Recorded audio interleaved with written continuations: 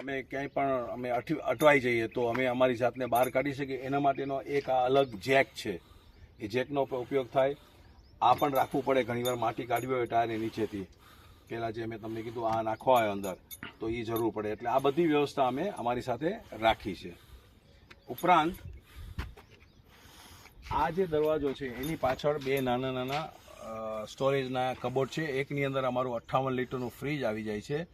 અત્યારે હું એટલે નથી દેખાડતો કે એમાં ફ્રીજ અમે હમણાં હાલ પૂરતો નથી રાખ્યું. અને એની બાજુમાં એક બીજો નાનો સ્ટોરેજ એરિયા છે જેમાં અમે અમુક રેડીમેડ નાસ્તો છે કે કંઈક બીજું હોય પૌવા છે આ તે બધું ઘણું બધું રાખીએ અંદર કે જરૂર પડે એ પ્રમાણે ઉપયોગ કરીએ અમે. અને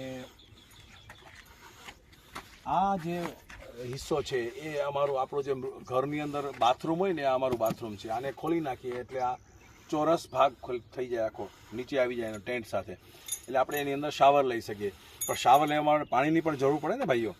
આ એના માટેનું શાવર હેડ છે જે ત્યાં મેં જે બતાવ્યું પાછળના ભાગમાં એની સાથે કનેક્ટેડ છે. એટલે અમે એને ચાલુ કરીએ તો અહીંયાથી પાણી અમને આવે, પણ સાથે મોટર પણ પહેલાં ચાલુ કરવી પડે અમારે. તો દોસ્તો આ અમારી દુનિયા છે. અમે હરીએ ફરીએ છીએ, ભારત દર્શન કરીએ છીએ અને અમે ખૂબ એન્જોય પણ કરીએ છીએ. અને આપ સબનો સાથ અને સહકાર મળે છે એટલે અમારો ઉત્સાહ પણ બની રહે છે.